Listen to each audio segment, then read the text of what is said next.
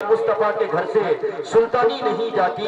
اور یہ شعر میں اقبال بھائی کے نظر کرتا ہوں کہ یہ مہر و ماہ روز و شب نکل کر ڈوب جاتے ہیں، یہ مہر و ماہ روز و شب نکل کر ڈوب جاتے ہیں، وہ جس ذرے کو چھو دے اس کی تابانی نہیں جاتی، وہ جس ذرے کو چھو دے اس کی تابانی نہیں جاتی، نعت مصطفیٰ دنیا سے ویرانی نہیں جاتی، کوئی صورت کسی صورت سے پہچانی نہیں جاتی۔ الحمدللہ آج کا ہمارا یہ تاریخ ساز جلسہ مدرسہ ہدایت الاسلام پوتھرا کے زیر اہتمام بڑی حسن انتظامی کے ساتھ اپنی منزل کے طرف محو سفر ہے، جہاں کرداروں کے جوش و خروش نے محفل کے وقار کو دوبالا کیا ہے، وہیں پر آپ کی توجہ اور بالخصوص مدارس اسلامیہ کی توجہ اور انہمات نے چار چاند لگا دیا ہے۔ ایسی پرکیف فضا میں مناسب معلوم ہوتا ہے کہ سلسلہ تقریر کا بھی آغاز کر ہی دیا جائے، جس کا ہم ابھی تک بڑی بے صبری سے انتظار کر رہے ہیں۔ حضرات سامعین، آپ کو جان کر خوشی ہوگی کہ آج کے ہمارے فہرست میں ایسی چنیدہ شیزور خطیب ہیں جو زور خطابت سے ہمارے دل کو، ہمارے جذبات کو جگائیں گے، ہمارے جذبات و احساسات کو جگائیں گے، ہماری ایمان کی گرمیوں میں ہمارے ایمان میں تازگی پیدا کریں گے۔ تاریخ انسانی اس بات کی شہادت دیتی ہے کہ فن خطابت نے بڑے بڑے گل کھلائے ہیں اور بے شمار کارنامے انجام دیے ہیں۔ یہی خطابت ہے کہ جس نے غلامی کی زنجیریں کاٹی ہیں، اور یہی وہ خطابت ہے جب نبی پاک صلی اللہ علیہ وسلم کی زبان مقدس تک پہنچتی ہے تو نصیحت و موعظت بن جاتی ہے، اور اسی خطابت کو جب کوئی قائد و رہبر اختیار کرتا ہے تو ترانہ سیاست بن جاتی ہے، اور اسی خطابت کو جب کوئی وائز نقالی کرتا ہے تو پھر خطابت کی اور نصیحت کی شکل بن جاتی ہے۔ آئیے فن خطابت نے بڑے گہرے نقوش و اثرات چھوڑے ہیں۔ کسی نے کہا تھا کہ خطابت وقت میں آئے تو پھر ہتھیار بن جائے، کبھی خنجر کبھی نیزہ کبھی تلوار بن جائے، اور خطابت کی گلفشانی مسلم ہے زمانے میں، یہ نجاشی کے آگے جعفر تیار بن جائے۔ آئیے حضرات سامعین، اسی خطابت کی گلفشی اور میری مراد جناب حضرت مولانا مفتی ضمیر الحسن صاحب قاسمی جو صدر مدرس ہیں جامعہ فیض العلوم دلکولہ کے الحمدللہ ایک علمی شخصیت، میں ان سے گزارش کرتا ہوں آپ تشریف لائیں اور اپنے مواعظ حسنہ سے ہم سامعین کو مستفیض فرمائیں۔ یہاں کے نوجوانوں کمیٹیوں سے میری ایک درخواست ہے، میری بڑی ادب کے ساتھ یہ گزارش ہے، یہ اٹھنے بیٹھنے کا جو ماحول بن رہا ہے، یہ جو فضا بن رہی ہے، اچھا نہیں لگ رہا ہے۔ حسن انتظام کے ساتھ جلسہ چلتا ہے تو اس میں رونق اور اس میں خوبصورتی آتی ہے۔ ہمارے حضرت مولانا قاری صدیق صاحب نور اللہ مرقدہ بیان آپ فرمایا کرتے تھے کہ زمانہ ایسا آئے گا کہ جلسہ صرف میلہ ٹھیلا بن کے رہ جائے گا۔ آج ایسا ہی لگتا ہے کہ کوئی تہوار ہو رہا ہے یا دینی باتیں ہو رہی ہیں، لیکن باوجود اس کے ادھر ادھر لوگ ٹہلنے اور چائے کی منڈیوں میں نظر آتے ہیں۔ آئیے بہرحال حضرت مولانا مفتی ضمیر الحسن صاحب قاسمی دامت برکاتہم کا استقبال۔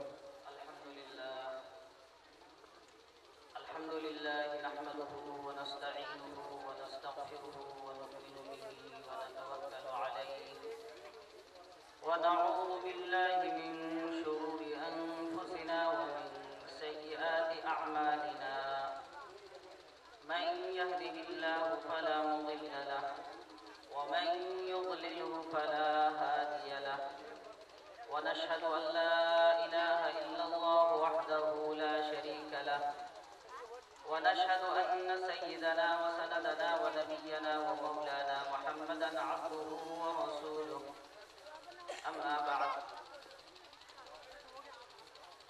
فأعوذ بالله من الشيطان الرجيم بسم الله الرحمن الرحيم لقد كان لكم في رسول الله أسوة حسنة لمن كان يرجو الله واليوم الآخر وذكر الله كثيرا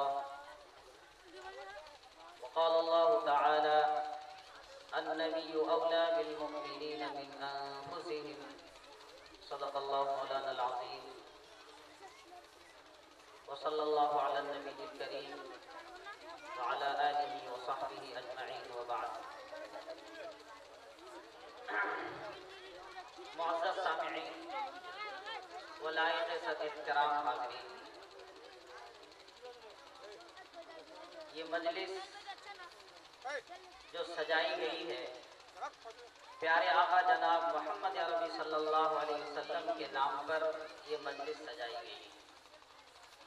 اس مجلس کو جو نسبت اور جو تعلق حاصل ہے وہ دنیا کی کسی چیز سے نہیں، کسی سیاست یا کسی دنیا کی عام شخصیت سے نہیں، بلکہ ایک ایسی شخصیت سے ہے جو محبوب کل کائنات ہے، اور نسبت کی بنیاد پر چیزوں کی قدر ہوتی ہے۔ جس طرح آپ دیکھتے ہوں گے کہ الیکشن کے موقع پر جب آپ گزرتے ہیں، دیکھتے ہیں کہیں کانگریس کا پنڈال سجا ہوا ہوتا ہے، اس پنڈال میں جو لوگ بیٹھے ہوئے ہوتے ہیں تو لوگ سمجھتے ہیں کہ یہ کانگریسی ہیں۔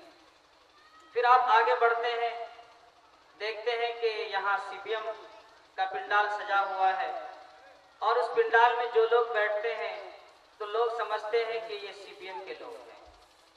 اسی طرح سے ہر بینر تلے آنے والے لوگوں کو اس کا سمجھتے ہیں۔ تو اسی طرح سے آج کے جلسے کو جو نسبت حاصل ہے وہ پیارے آقا جناب محمد عربی صلی اللہ علیہ وسلم سے۔ اس لیے میرے محترم بزرگوں کو دوستو، اس جلسے کی قدر کرنی چاہیے، اس مجلس کی قدر کرنی چاہیے۔ نسبت کو میں اور واضح طور پر سمجھاؤں کہ بھٹے میں بہت ساری اینٹیں تیار ہوتی ہیں، مالک خرید کر کے اس کو لے جاتا ہے، کچھ اینٹوں کو سڑک پہ لگا دیتا ہے، کچھ اینٹوں کو مکان کی تعمیر میں لگا دیتا ہے، اور کچھ اینٹوں کو بیت الخلا کی تعمیر میں لگا دیتا ہے۔ اگر دیکھا جائے تو ساری اینٹوں کا مالک ایک ہی ہے اور تمام اینٹیں ایک ہی بھٹے میں تیار ہوئی، لیکن نسبت اور تعلق کے بدلنے کی وجہ سے ہر اینٹ کی قدر الگ الگ ہے۔ جس اینٹ کا تعلق سڑک سے ہو گیا اس کی قدر کچھ اور ہے، جس اینٹ کا تعلق مکان سے ہو گیا اس کا تعلق کچھ اور ہے، اور جس اینٹ کا تعلق مسجد سے ہو گیا وہ اس کی قدر کچھ اور ہے۔ کہ لوگ اس اینٹ کو سجدہ کرتے ہیں، اس کی حفاظت کرتے ہیں، اس کو ہر طرح کی ناپاکی سے، نجاست سے بچاتے ہیں، اور جس اینٹ کا تعلق بیت الخلا سے ہو گیا اس میں لوگ پیشاب پخانہ کرتے ہیں، قضاء حاجت کرتے ہیں۔ تو پتہ ہی چلا کہ نسبت کے بدلنے سے چیز کی قدر بدلتی ہے۔ اس لیے آج کی اس مجلس کو جو تعلق اور نسبت ہے وہ محبوب کل کائنات سے ہے۔ میں ابھی آپ کو سمجھاؤں گا کہ پیارے آقا جناب محمد عربی صلی اللہ علیہ وسلم کس طرح سے محبوب کل کائنات ہے۔ میرے محترم بزرگوں دوستو، یہ بات یاد رکھیں کہ پیارے حبیب جناب محمد عربی صلی اللہ علیہ وسلم مکہ شہر میں پیدا ہوئے۔ مکہ اس شہر کو اللہ کے خلیل جناب ابراہیم علیہ السلام نے بسایا، اور مدینہ کو اللہ کے حبیب جناب محمد عربی صلی اللہ علیہ وسلم نے بسایا۔ مکہ کے اندر آپ صلی اللہ علیہ وسلم کے آبا و اجداد مدفون ہیں، اور مدینے کے اندر آپ صلی اللہ علیہ وسلم خود مدفون ہیں۔ یہ دونوں ہی شہر نبی ہیں، اور ان دونوں شہر میں ہر وقت تجلیات اور انوارات کی بارش ہوتی رہتی ہے۔ شاعر کہتا ہے بمکہ از توحید نورے، بمکہ توحید از نورے، و یسرب از خلیل اللہ ظہورے، دری دو شہر اہل ایما گر ندیدے، چے دیدے در دنیا چے دیدے۔ مطلب یہ ہے کہ اے دوست، اگر اس دنیا میں کوئی آدمی آئے اور مکہ اور مکرمہ کو نہ دیکھے تو وہ دنیا میں کیا دیکھا؟ اسی وجہ سے اللہ کے حبیب صلی اللہ علیہ وسلم نے ارشاد فرمایا کہ من زار قبری وجبت لہ شفاعتی، کہ جس نے میری قبر کی زیارت کی اس کے اوپر میری شفاعت واجب ہو گئی۔ محدثین لکھتے ہیں کہ اللہ کے نبی صلی اللہ علیہ وسلم کے اس فرمان سے پتہ چلتا ہے کہ جو شخص بھی پیارے آقا صلی اللہ علیہ وسلم کے قبر اطہر کی زیارت کرے گا، کل قیامت کے دن اللہ کے نبی صلی اللہ علیہ وسلم اس کی شفاعت کریں گے، اس کی سفارش کریں گے۔ اور ظاہر سی بات ہے کہ اللہ کے نبی صلی اللہ علیہ وسلم کسی کافر کی سفارش نہیں کریں گے، اللہ کے حبیب صلی اللہ علیہ وسلم ایمان والے ہی کی سفارش کریں گے۔ اس کا مطلب یہ ہے کہ زیارت کرنے والے کا خاتمہ ایمان پہ ہوگا، یہ گارنٹی ہے۔ اس لیے کہ نبی کا فرمان ہے کہ من زار قبری وجبت لہ شفاعتی۔ تو میرے محترم بزرگوں دوستو، اس جلسے کو جو نسبت ہے وہ پیارے آقا جناب محمد عربی صلی اللہ علیہ وسلم سے ہے، اور آپ صلی اللہ علیہ وسلم محبوب کل کائنات ہیں۔ دنیا کے اندر جتنی ساری مخلوقات ہیں ان کو 4 حصوں میں تقسیم کیا جاتا ہے: جمادات، نباتات، حیوانات اور انسان۔ جمادات کہتے ہیں پہاڑوں کو، پتھروں کو۔ اللہ کے نبی صلی اللہ علیہ وسلم جمادات کے بھی محبوب ہیں۔ آپ پہاڑوں کے بھی چہیتے، پہاڑوں کے بھی محبوب ہیں، پتھروں کے بھی محبوب ہیں۔ اللہ کے نبی صلی اللہ علیہ وسلم نے ایک مرتبہ اپنی ہتھیلی میں کنکری لیا اور کنکری نے کلمہ پڑھ دیا۔ اسی طرح سے اللہ کے نبی صلی اللہ علیہ وسلم جب سیدنا ابوبکر صدیق رضی اللہ تعالیٰ عنہ کے گھر تشریف لے جاتے تھے تو سیدنا ابوبکر صدیق رضی اللہ تعالیٰ عنہ کے گھر میں 2 پتھر رکھے ہوئے تھے۔ ایک پتھر کا نام تھا متکا اور دوسرے کا نام تھا متکلم۔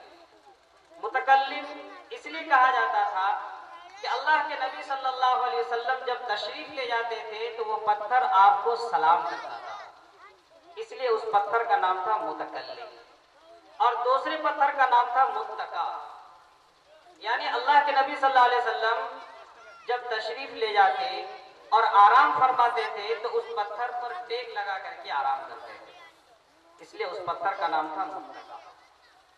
پتا چلا کہ اللہ کے نبی صلی اللہ علیہ وسلم سے پتھر بھی محبت کرتے ہیں۔ اور بھی دلیل پوچھنی ہو تو اللہ کے نبی صلی اللہ علیہ وسلم جب ایک مرتبہ حج سے واپس ہو رہے تھے تو جبل احد کو دیکھ کر کے آپ نے فرمایا کہ جبل احد یحبنا ونحبہ۔ احد پہاڑ ان میں سے ہے کہ جس سے ہم محبت کرتے ہیں اور یہ بھی ہم سے محبت کرتا ہے۔ پتہ چلا کہ اللہ کے حبیب صلی اللہ علیہ وسلم جمادات کے بھی محبوب تھے، پہاڑوں کے بھی چہیتے تھے۔ اسی طرح اللہ کے نبی صلی اللہ علیہ وسلم نباتات کے بھی محبوب تھے۔ نباتات کہتے ہیں شجر کو، پیڑ پودوں کو۔ حدیث مبارکہ میں آتا ہے کہ اللہ کے نبی صلی اللہ علیہ وسلم جب چلتے تھے، جب راستہ چلتے تھے تو درخت کی شاخیں جھک جایا کرتی تھی اور جھک کر کے آپ کو سلام کرتے تھے۔ اسی طرح اللہ کے نبی صلی اللہ علیہ وسلم جب قضاء حاجت کے لیے تشریف لے جاتے تھے تو درخت کی جھنڈ ایک جگہ جمع ہو جاتی تھی، درخت کی جھنڈ لگ جاتی تھی اور پھر آپ صلی اللہ علیہ وسلم قضاء حاجت فرماتے تھے۔ اور بھی دلیل پوچھنی ہو کہ شروع جب اللہ کے نبی صلی اللہ علیہ وسلم نے جمعہ کا خطبہ دینا شروع کیا تو آپ صلی اللہ علیہ وسلم کھجور کے ایک تنا پر کھڑے ہو کر کے آپ خطبہ دیا کرتے تھے۔ اور جب حضرت تمیم داری رضی اللہ تعالیٰ عنہ نے اسلام لایا تو آپ نے ایک منبر تیار کیا، منبر تیار کر کے حضور پاک صلی اللہ علیہ وسلم کی خدمت میں پیش کیا۔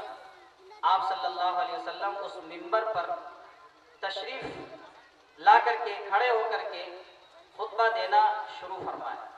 جیسے ہی آپ صلی اللہ علیہ وسلم اس منبر پر تشریف رکھے تو کھجور کے اس تنے سے رونے کی سی آواز آنے لگی۔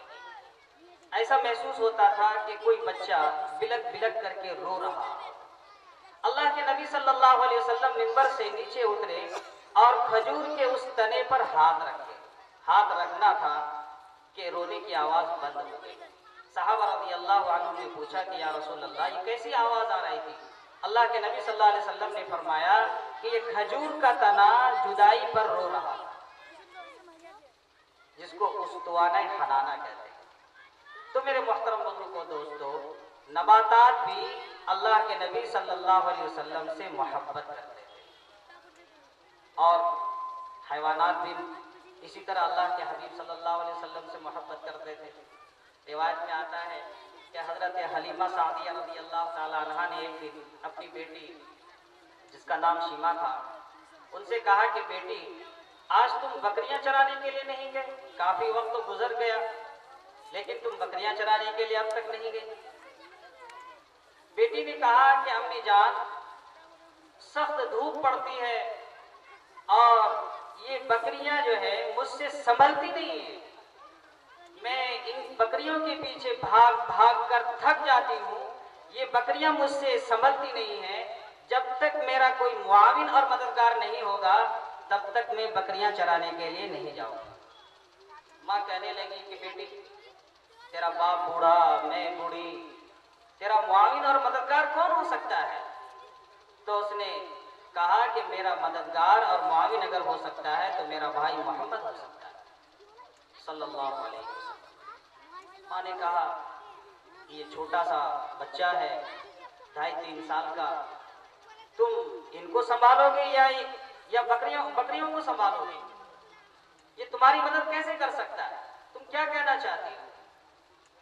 تو بیٹی نے کہا کہ امی جان، ایک دن میں اپنے بھائی کو لے کر کے بکریاں چرانے کے لیے گئی تو اس دن مجھے 3 عجیب چیزیں دیکھنے کو۔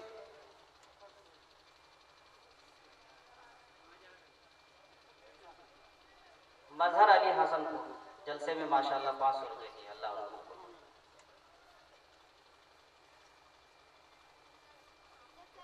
تو میرے محترم بزرگوں، دوستو، اللہ کے حبیب تو حلیمہ سعدیہ رضی اللہ تعالیٰ عنہا کی بیٹی کہتی ہیں کہ امی جان، میں اپنے بھائی محمد کو لے کر ایک دن بکریاں چرانے کے لیے گئی تو مجھے 3 عجیب چیز دیکھنے کو ملی۔ سب سے پہلی چیز یہ کہ مکہ جہاں سخت گرمی پڑتی ہے اس دن جو ہے بادل سایہ کیے ہوئے رہا، سارا دن جو ہے بادل میرے اوپر سایہ کیے ہوئے رہا۔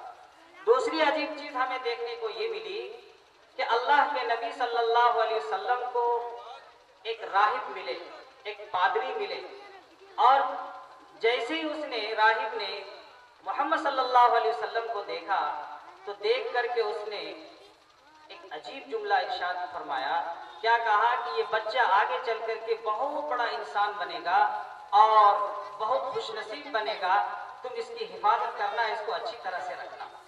تو مجھے ایک اچھے آدمی کی زبان سے اچھی بات سن کر کے بہت خوشی ہوئی۔ اور تیسری چیز ہمیں دیکھنے کو یہ ملی کہ میں جلدی جلدی بکریوں کو چرا کر کے اپنے بھائی کے سامنے بیٹھ گئی، اور جیسے ہی میں اپنے بھائیوں کا چہرہ، اپنے بھائی محمد صلی اللہ علیہ وسلم کا چہرہ دیکھتی تھی تو یہ بکریاں بھی جلدی جلدی گھاس چر کر کے پیارے آقا کے سامنے بیٹھ گئی اور پیارے آقا کا چہرے انور دیکھتی رہی۔ تو پتہ یہ چلا کہ حیوانات بھی آپ صلی اللہ علیہ وسلم سے محبت کرتے ہیں۔ اسی طرح سے آپ صلی اللہ علیہ وسلم کی جو اونٹنی تھی جس پر آپ صلی اللہ علیہ وسلم سواری کیا کرتے تھے، جب آپ پردہ کر گئے، آپ کی وفات ہو گئی، تو وہ اونٹنی مارے غم کے اور جدائی کے غم کی وجہ سے کھانا پینا بند کر دی۔ صحابہ کرام رضوان اللہ علیہم اجمعین دانا گھاس وغیرہ اونٹ کے سامنے لاتے لیکن وہ گھاس نہیں کھاتے، یہاں تک کہ وہ تنہائی پسند ہو گئی۔ جنت البقیع جس کو بقیع الغرقد کہتے ہیں، جہاں کیکڑ وغیرہ کے درخت تھے، پھر وہ اونٹ جو ہے وہاں رہنے لگی، اونٹنی وہاں رہنے لگی۔ کچھ دنوں کے بعد جب فاقہ برداشت نہیں کر سکی تو پھر مر گئی۔ تو پتہ ہی چلا کہ ایک جانور بھی آپ صلی اللہ علیہ وسلم سے بے انتہا محبت کرتا تھا، اور انسان تو انسان۔ حضرت یوسف علیہ السلام کو مصر کی عورتوں نے دیکھا تو انہوں نے انگلیاں کاٹ ڈالی، اور صحابہ کرام رضوان اللہ علیہم اجمعین کی جماعت تو عشاق کی جماعت، صحابہ کرام رضوان اللہ علیہم اجمعین نے پیارے آقا جناب محمد عربی صلی اللہ علیہ وسلم کے اوپر اپنی گردنیں قربان کر، اور پھر ان صحابہ کی جماعتوں میں سیدنا ابوبکر صدیق رضی اللہ تعالی عنہ سر فہرست ہیں، اور ان سب میں سب سے آگے بازی لے گئے۔ اللہ کے نبی صلی اللہ علیہ وسلم کے ہجرت کا جب وقت آیا تو اللہ کے نبی صلی اللہ علیہ وسلم اپنے پیدل اپنے پیر سے چل کر سیدنا ابوبکر صدیق رضی اللہ تعالیٰ عنہ کے گھر پہنچتے ہیں رات میں۔ تو سیدنا ابوبکر صدیق رضی اللہ تعالیٰ عنہ हुजूर पाक सल्लल्लाहु अलैहि वसल्लम की आहट पा करके फौरन दरवाज़ा खोल देते। अल्लाह के नबी सल्लल्लाहु अलैहि वसल्लम सैयदना अबू बकर सिद्दीक रज़ी अल्लाह ताला अन्हु से पूछते हैं कि ऐ अबू बकर, तुम मेरे आने के बाद जागे या मेरे आने से पहले जाग रहे थे? सैयदना अबू बकर सिद्दीक रज़ी अल्लाह ताला अन्हु ने फरमाया कि या रसूल अल्लाह, हमें ये ख्याल आ रहा था कि आपको हिजरत का हुक्म होगा और आप सल्लल्लाहु अलैहि वसल्लम कुछ ही दिनों में हिजरत फरमाएंगे। जिस दिन से मेरे दिल के अंदर ये ख्याल जागा कि आप हिजरत करने वाले हैं और आप मेरे घर तशरीफ लाएंगे और इस सफर में नाचीज को अपने साथ रखेंगे, तो मैं उस दिन से रातों को सोना छोड़ दिया। गौर फरमाइए, सैयदना अबू बकर सिद्दीक रज़ी अल्लाह ताला, माशाअल्लाह 200 रुपया हमारे मुखिया जी इस जलसे में दिए हैं। 200 रुपये के जरिए से जलसे का ताउन किए हैं, अल्लाह ताला उन्हें कबूल करे। तो मेरे मोहतरम बुजुर्गों, दोस्तों, सैयदना अबू बकर सिद्दीक रज़ी अल्लाह ताला अन्हु हुजूर पाक सल्लल्लाहु अलैहि वसल्लम की मोहब्बत में और ये सोच करके कि प्यारे आका जनाब मोहम्मद अरबी सल्लल्लाहु अलैहि वसल्लम मेरे घर आएंगे और मैं सोया हुआ हूँगा और मेरे इंतज़ार में आप सल्लल्लाहु अलैहि वसल्लम को दरवाजे पर खड़ा रहना होगा, ये सोच करके, इस सोच में आपने रातों को सोना छोड़ दिया। और फिर जब सैयदना अबू बकर सिद्दीक रज़ी अल्लाह ताला अन्हु हुजूर पाक सल्लल्लाहु अलैहि वसल्लम के साथ हिजरत करने लगे, तो सैयदना अबू बकर सिद्दीक रज़ी अल्लाह ताला अन्हु ने अपनी बीवी से कहा कि तुम खाना बना करके अपनी छोटी बेटी हजरत अस्मा रज़ी अल्लाह ताला अन्हु के ज़रिए से हमें भिजवा देना। और अपने गुलाम फुहैरा से कहा कि तुम बकरियां चराने के बहाने तुम बकरियों को लेकर फला गार में पहुंचना और हमें फिर दूध पिला देना। और अपने बेटे अब्दुल रहमान से कहा कि तुम मक्का की गलियों में गश्त करना, घूमते रहना और ये मालूम करते रहना कि सरदारान कुरैश मोहम्मद सल्लल्लाहु अलैहि वसल्लम और मुसलमानों के खिलाफ क्या क्या साजिशें करते हैं, और जब उनकी साजिशों का तुम्हें पता चले तो हमें रात की तन्हाई में आकर, रात के अंधेरे में आकर हमें उसकी इत्तला दे देना। तो देखिए, सैयदना अबू बकर सिद्दीक रज़ी अल्लाह ताला अन्हु खुद भी खिदमत में लगे हुए हैं, अपने गुलाम को भी खिदमत में लगा दिए, अपने बेटे को भी हुजूर पाक सल्लल्लाहु अलैहि वसल्लम की खिदमत में लगा दिए और अपनी बेटी हजरत अस्मा को भी खिदमत में लगा दिए। घर के तमाम अफराद को सैयदना अबू बकर सिद्दीक रज़ी अल्लाह ताला अन्हु हुजूर पाक सल्लल्लाहु अलैहि वसल्लम की खिदमत में लगा दिए। ये इंतहाई दर्जे की मोहब्बत। और फिर जब सफ़र शुरू होता है, जब उस गार में पहुंचते हैं, तो सैयदना अबू बकर सिद्दीक रज़ी अल्लाह ताला अन्हु अल्लाह के हबीब सल्लल्लाहु अलैहि वसल्लम से फरमाते हैं कि या रसूल अल्लाह, आप तशरीफ रखिए, मैं पहले गार को ज़रा साफ कर लूँ, कहीं कोई तकलीफ दे जानवर हो या कहीं कोई सुराख हो तो मैं उन सुराखों को बंद कर लूँ। सैयदना अबू बकर सिद्दीक रज़ी अल्लाह ताला अन्हु उस गार के अंदर जाते हैं। जाने के बाद गार की तलाशी लेते हैं, जहाँ कहीं कोई सुराख मिलता है छोटे छोटे पत्थरों से उस सुराख को बंद कर देते हैं। लेकिन एक सुराख रह जाता है जिसको बंद करने के लिए कोई पत्थर नहीं मिलता। तो सैयदना अबू बकर सिद्दीक रज़ी अल्लाह ताला अन्हु ने सोचा कि मैं उसको अपने पैर से ही बंद कर दूंगा। जब गार साफ हो गया, आपने प्यारे आका से फरमाया कि या रसूल अल्लाह, तशरीफ लाइए, खादिम की गोद हाजिर। सैयदना अबू बकर सिद्दीक रज़ी अल्लाह ताला अन्हु अपनी गोद के ऊपर प्यारे आका का सर मुबारक रखते हैं और प्यारे आका सल्लल्लाहु अलैहि वसल्लम सैयदना अबू बकर सिद्दीक रज़ी अल्लाह ताला अन्हु की गोद में आराम फरमा रहे हैं। इतने में एक कीड़ा आकर के आपको डंक मार देता है। सैयदना अबू बकर सिद्दीक रज़ी अल्लाह ताला, सैयदना अबू बकर सिद्दीक रज़ी अल्लाह ताला अन्हु को डंक मारने की वजह से आपको तकलीफ होती है और बेइख्तियार आपके आंखों से आंसू टपक पड़ता है। और फिर वो आंसू भी कहाँ गिरता है?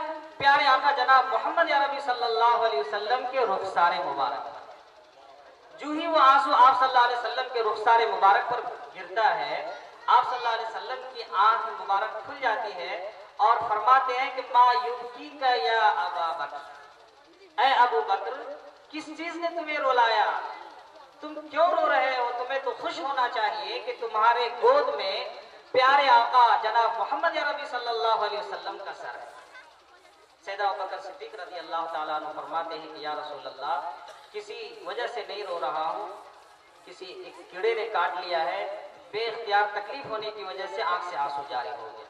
پھر اللہ کے حبیب صلی اللہ علیہ وسلم اپنا لعاب دہن اس زخم پر لگاتے ہیں، اس زخم ختم ہو جاتا ہے، تکلیف دور ہو جاتی ہے۔ پھر اللہ کے حبیب صلی اللہ علیہ وسلم وہاں سے روانہ ہوتے ہیں، نکلتے ہیں، حضرت ام ایمن رضی اللہ تعالی عنہ کے گھر میں پہنچتے ہیں۔ سیدنا ابوبکر صدیق رضی اللہ تعالی عنہ جب ام ایمن رضی اللہ تعالی عنہ کے گھر پہنچتے ہیں تو ام ایمن رضی اللہ تعالی عنہ سے پوچھتے ہیں کہ یہ بکریاں کس کی ہیں؟ اگر اجازت ہو تو میں اس کا دودھ نکالوں۔ ام ایمن رضی اللہ تعالی عنہ فرماتی ہیں کہ یہ بکریاں تو بوڑھی ہو چکی ہیں، یہ تو دودھ نہیں دیتی، یہ کہاں سے دودھ دے گی؟ سیدنا ابوبکر فرماتے ہیں اس سے بحث نہیں کہ یہ بکریاں دودھ دیتی ہیں یا نہیں دیتی ہیں، ہمیں صرف اجازت چاہیے۔ حضرت ام ایمن فرماتی ہیں کہ اجازت ہے، ان بکریوں کو سے دودھ نکالو۔ سیدنا ابوبکر صدیق رضی اللہ تعالی عنہ ان بکریوں کا دودھ نکالتے ہیں، دودھ نکالنے کے بعد پیارے آقا صلی اللہ علیہ وسلم کی خدمت میں پیش کرتے ہیں۔ اللہ کے نبی صلی اللہ علیہ وسلم خوب شکم سیر ہو کر سیراب ہو کر کے دودھ نوش فرماتے، اور آپ صلی اللہ علیہ وسلم کے سیراب ہونے پر آپ کو اتنی خوشی ہوتی ہے، اتنی خوشی ہوتی ہے کہ آپ کہ جس طرح سے ایک ماں اپنی اولاد کے دودھ پینے پر خوش ہوتی ہے، کہ جس طرح سے کسی کا بچہ اگر دودھ پیتا ہو، بوتل کا دودھ پیتا ہو، اگر وہ بچہ دودھ پی لیتا ہے تو ماں کو بڑی خوشی ہوتی ہے کہ میرے بیٹے نے آج اتنا سارا دودھ پی لیا۔ تو اسی طرح سے پیارے آقا صلی اللہ علیہ وسلم کے دودھ نوش فرمانے پر سیدنا ابوبکر صدیق رضی اللہ تعالیٰ عنہ کے دل میں خوشی پیدا ہوئی۔ کتنی محبت رہی ہوگی، کیا عشق رہا ہوگا سیدنا ابوبکر صدیق رضی اللہ تعالیٰ عنہ کا حضور پاک صلی اللہ علیہ وسلم۔ اور پھر ایک دن پیارے آقا جناب محمد عربی صلی اللہ علیہ وسلم نے کہا کہ اے لوگوں، مجھے تمہاری دنیا کی 3 چیزیں محبوب ہیں، کیا؟ خوشبو، عورت اور میری آنکھوں کی ٹھنڈک نماز میں۔ جو ہی آپ صلی اللہ علیہ وسلم نے یہ جملہ ارشاد فرمایا کہ اے لوگوں، مجھے تمہاری دنیا کی 3 چیزیں محبوب ہیں، خوشبو، عورت اور میری آنکھوں کی ٹھنڈک نماز میں۔ میں ایک بات بتاتا چلوں کہ یہ نماز جو پیارے آقا جناب محمد عربی صلی اللہ علیہ وسلم کی آنکھوں کی ٹھنڈک ہے، علماء بتاتے ہیں کہ یہ رزق کی کنجی بھی ہے۔ آج ہم جو رزق کے لیے پریشان ہیں، در بدر کی ٹھوکریں کھاتے ہیں، نہ جانے کیا کیا کرتے ہیں، علماء فرماتے ہیں کہ رزق کی کنجی یہ نماز میں ہے، رزق کی کنجی نماز ہے۔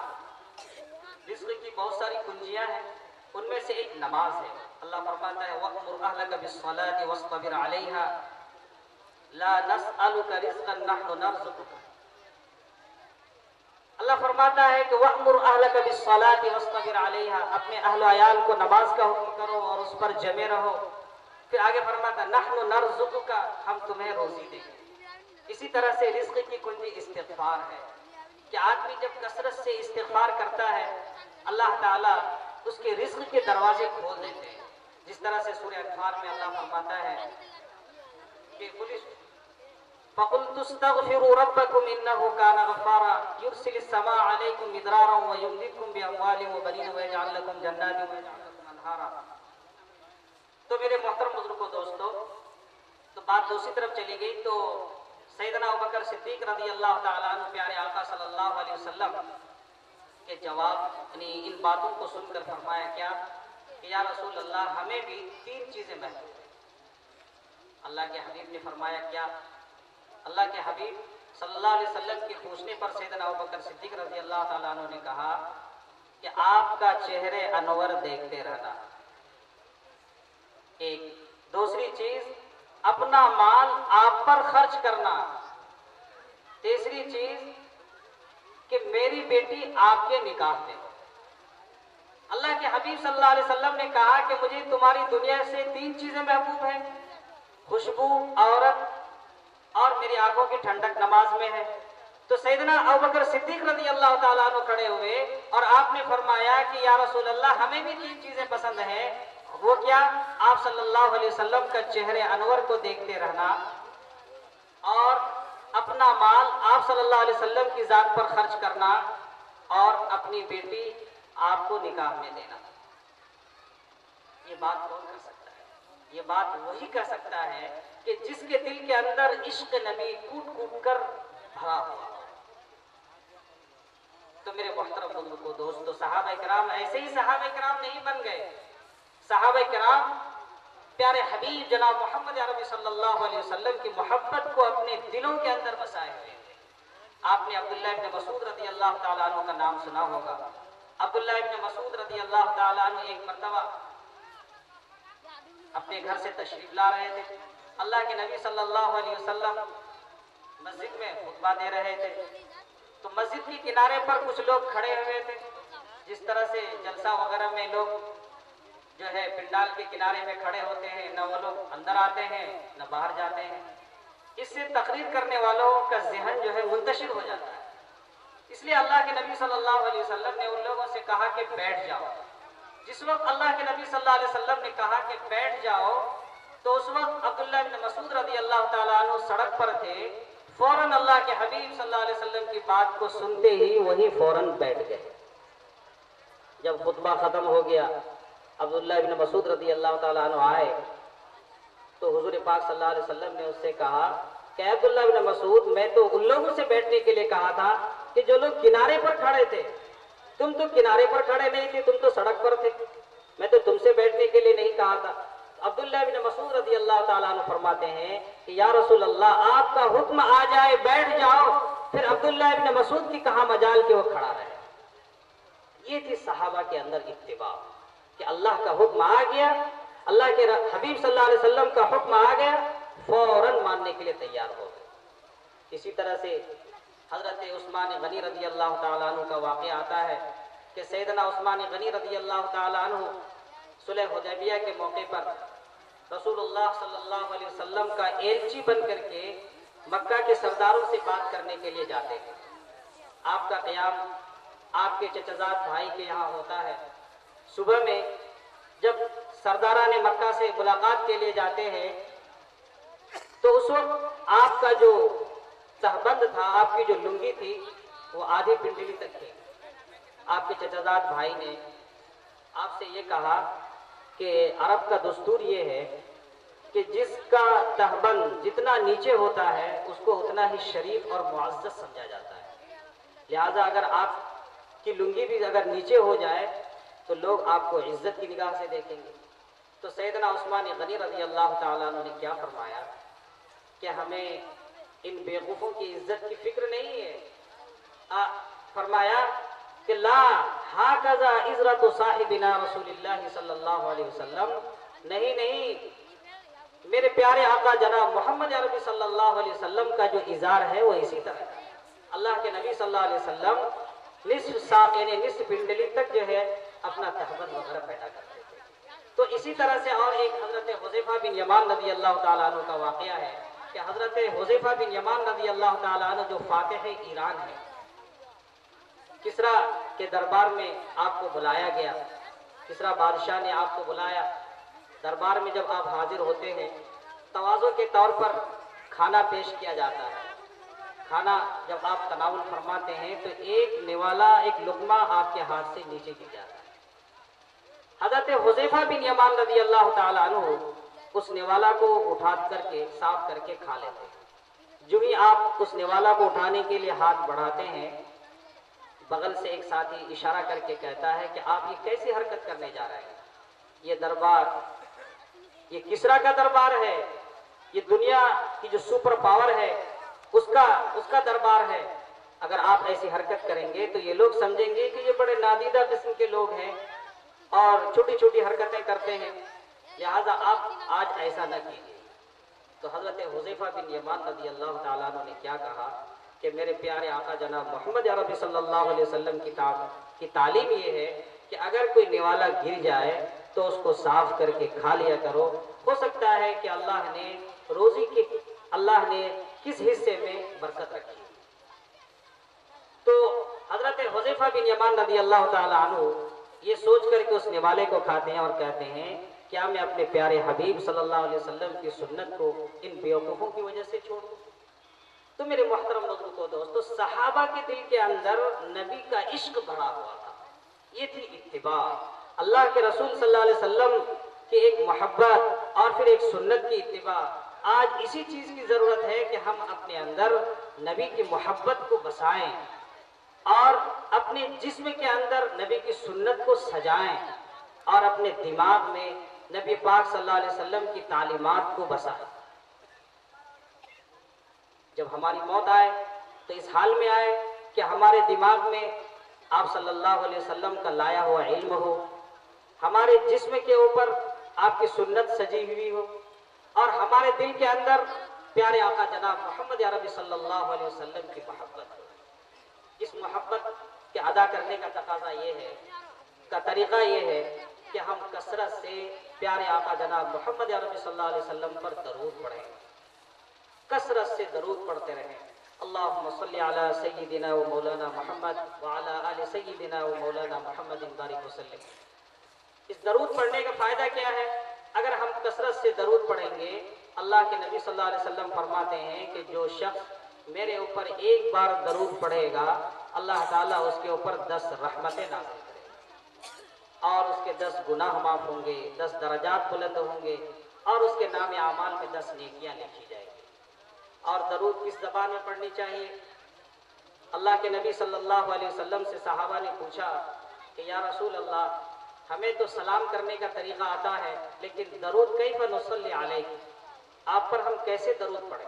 جب یہ آیت کریمہ نازل ہوئی ان اللہ و ملائکتہ یصلون علی النبی یا ایھا الذین آمنوا صلوا علیہ وسلموا تسلیما، کہ بے شک اللہ اور اس کے فرشتے پیارے آقا جناب محمد عربی صلی اللہ علیہ وسلم پر درود پڑھتے ہیں. ایمان والو، تم بھی نبی پاک صلی اللہ علیہ وسلم پر درود پڑھو. تو جب یہ آیت کریمہ نازل ہوئی تو صحابہ کرام پیارے آقا کی خدمت میں حاضر ہوئے اور عرض کیے یا رسول اللہ کیف نصلی علیہ، آپ پر ہم کیسے درود پڑھیں؟ آپ کو ہم سلام کرنا جانتے ہیں کہ جب ہم آپ کی مجلس میں آتے ہیں تو آپ کو السلام علیکم ورحمۃ اللہ وبرکاتہ یا السلام علیکم یا رسول اللہ کہہ کر کے آپ کو سلام کرتے ہیں. لیکن آپ پر ہم درود کیسے پڑھیں؟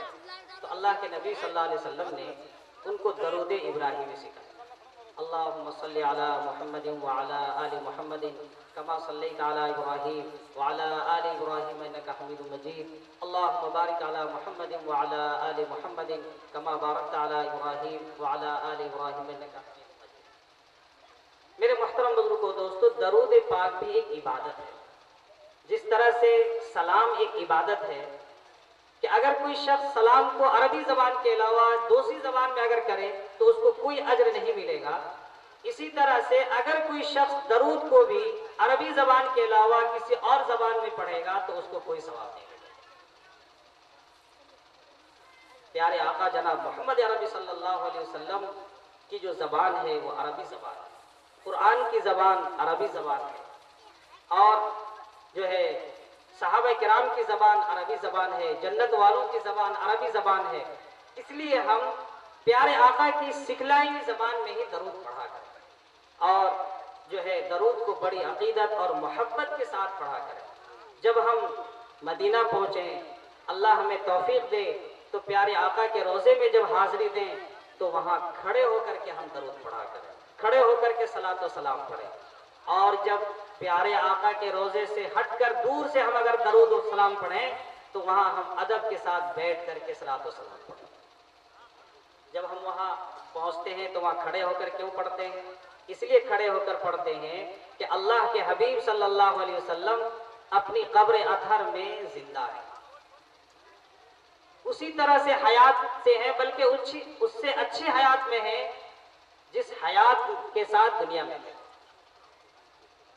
جس شعور اور احساس کے ساتھ دنیا میں تھے، اس سے اچھی زندگی کے ساتھ اپنی قبر آخر میں۔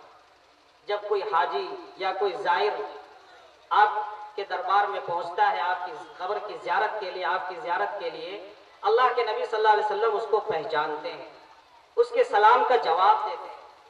اور جب کوئی دور سے صلاۃ و سلام پڑھتا ہے تو اللہ کے نبی صلی اللہ علیہ وسلم نے فرمایا کہ فرشتے اس صلاۃ و سلام کو مجھ تک پہنچاتے ہیں۔ حدیث پاک ہے، اللہ کے نبی نے فرمایا ان للہ تعالی ملائکۃ سیاحین یسیحون فی الارض یبلغونی من امت السلام۔ اللہ تعالیٰ نے بہت سارے فرشتے تیار کر رکھے جن کا کام کیا ہے؟ ان کا کام ہے صرف زمین میں گھومتے رہنا۔ وہ زمین میں گھومتا رہتا ہے، جہاں کوئی اللہ کا بندہ پیارے حبیب کا امتی درود پڑھتا ہے تو فرشتے اس درود کو لے جا کر کے نبی کی خدمت تک پہنچا دیتا ہے۔ اس کا کام ہی ہے صرف پہنچانا۔ اور جو کوئی خود وہاں حاضری دیتا ہے تو وہاں فرشتوں کی ضرورت نہیں پڑتی، اس وجہ سے وہاں کھڑے ہو کر کے صلاۃ و سلام پڑھا جاتا ہے۔ تو میرے محترم بزرگوں، دوستو، ہم کھڑے ہو کر کے بھی درود پڑھتے ہیں اور بیٹھ کر کے بھی درود پڑھتے ہیں۔ جب ہم مدینہ حاضر ہوتے ہیں، آپ کے روضے اقدس پہ حاضر ہوتے ہیں تو وہاں کھڑے ہو کر کے درود اور صلاۃ و سلام پڑھتے ہیں، اور جب دور سے پڑھتے ہیں تو وہاں ہم بیٹھ کر کے پڑھتے ہیں۔ ادب کا تقاضا ہے۔ اس لیے میرے محترم بزرگوں، دوستو، ہم جو ہے پیارے آقا صلی اللہ علیہ وسلم کی محبت کو اپنے دل میں بسائیں اور آپ کی سنت کو اپنے جسم میں سجائیں۔ پیارے آقا صلی اللہ علیہ وسلم کی کیا کیا سنت تھی، آپ کا لباس کیسا تھا، آپ کا رہن سہن کیسا تھا، آپ کا طرز زندگی کیسا تھا، اس چیز کو ہم اپنی زندگی میں اپنے جسم میں سجائیں اور آپ صلی اللہ علیہ وسلم کی لائی ہوئی تعلیمات کو اپنے دماغ میں بسائیں۔ آپ جس علم کو لے کر کے آئے، جس قرآن کو لے کر کے آئے، آپ نے احادیث مبارکہ میں جو کچھ فرمایا ان کو اپنے دماغ میں بسائیں۔ اس حال میں اگر ہماری موت آئے گی تو انشاءاللہ ہم ڈائریکٹ جنت کے حقدار ہوں گے، جنت پہنچیں گے۔ اللہ تعالی ہم سبوں کو پیارے آقا صلی اللہ علیہ وسلم کی صحیح محبت نصیب فرمائے۔ وآخر دعوانا الحمدللہ رب العالمین۔